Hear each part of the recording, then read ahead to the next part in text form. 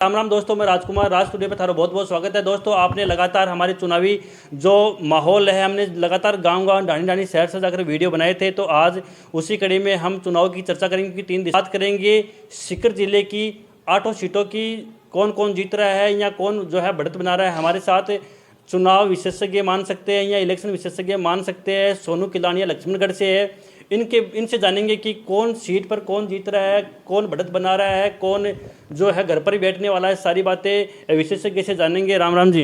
राम राम जी, राम राम जी। तो काहे लाग रहे हैं, कौन सरकार बना रही है अब की बार? देखो, सरकार की तो यहाँ है कि 50-50 हो रही है। कोनी कैस कहा कि कांग्रेस ही सरकार बनाओगी या भाजपा आवेगी। 5 बार बीजेपी, 5 बार कांग्रेस बाब का वो तो संभव कौन लाग रहे है। अच्छा। क्योंकि अब का कांग्रेस रिपीट भी हो सके।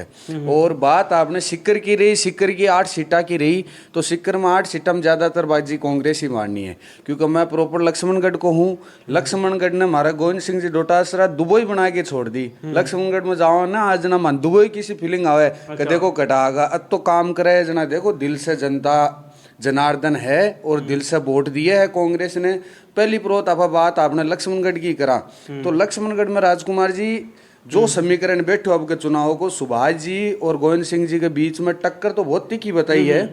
लेकिन आ चीज क्लियर है कि गोविंद सिंह जी है जगह 5-7 हजार वोटों जीत गया। अच्छा, हाँ एकदम फाइनल। तो लक्ष्मणगढ़ से बात करा तो डोटासरा की जीत है मानी जा रही है। हाँ एकदम। और अगर बात करें तो धोद से कौन जीता हुआ दिखाई दे रहा है? धोद से देखो ये कॉमरेड आना है, क्लियर है। क्योंकि वहां पे परशुराम मोदिया ने 5 साल राज किया।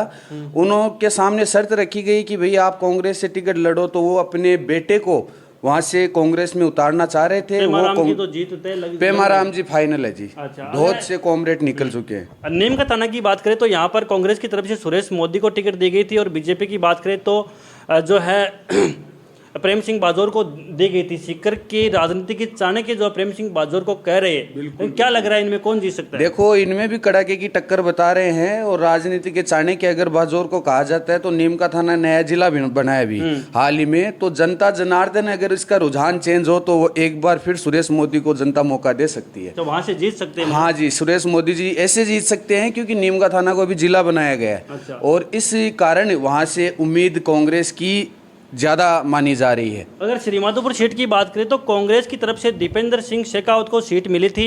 और अगर बात करें तो बीजेपी की तरफ से किसको सीट मिली, तो वो है जाबर सिंह खर्रा को। तो यहाँ पर जो है कौन लग रहा है आपको, कौन बाजी मार सकता है? देखो, ये मामला 50-50 का पेचीदा लग रहा है। अच्छा। क्योंकि श्रीमाधोपुर को अभी नीम का थाना जिला में ऐड कर दिया गया, तो वहाँ की जनता ने विरोध भी बहुत किया कि हमें सिक्कर से ऐड किया जाए।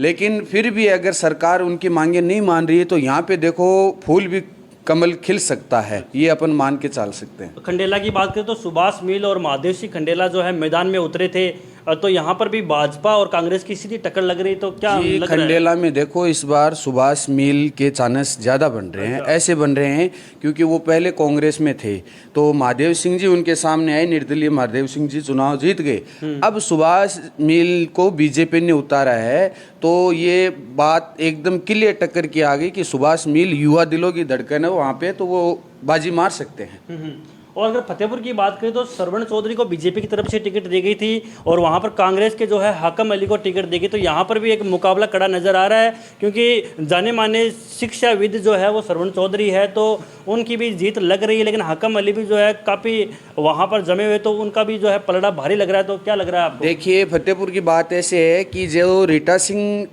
जिस पार्टी को ज्वाइन की है, जिसने जो दाता से खड़ी हुई है जेजेपी पार्टी, तो ये जो सुभाष जी महरिया बीजेपी में लक्ष्मणगढ़ से चुनाव लड़ रहे हैं, और इनका भाई है नंद किशोर महरिया जो भूतपूर्व विधायक रह चुके हैं फतेहपुर के, तो आज वो उनके सामने कड़ाके की टक्कर में आ गए।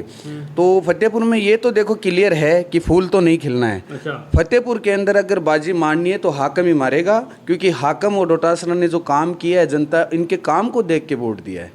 और अगर दातारामगढ़ की बात करें तो ये भी एक संशय का विषय बना हुआ है। दातारामगढ़ की सीट की बीजेपी को जाएगी, कांग्रेस को जाएगी। बीजेपी की बात करें तो गजानंद कुमावत को टिकट दी गई थी, और अगर कांग्रेस की बात करें तो वीरेंद्र सिंह को जो है टिकट दी गई है। क्योंकि और अगर यही बात करें जेजेपी की तरफ से एक सीट है जो रीटा सिंह को दी गई है, जो वीरेंद्र सिंह की पत्नी है, तो यहाँ पर भी कड़ा मुकाबला लग रहा है। तो क्या लग रहा है कि यहाँ पर फूल खिलने का चांस है? नहीं, देखिए, दातारामगढ़ में आज तक कभी फूल नहीं खिला है, लेकिन इस बार समीकरण ये बिठाया जा रहा है कि जातिवाद नजरिए से हम देखते हैं तो जाति दातारामगढ़ के अंदर 80,000 प्लस तो कुमाऊँतों के वोट है।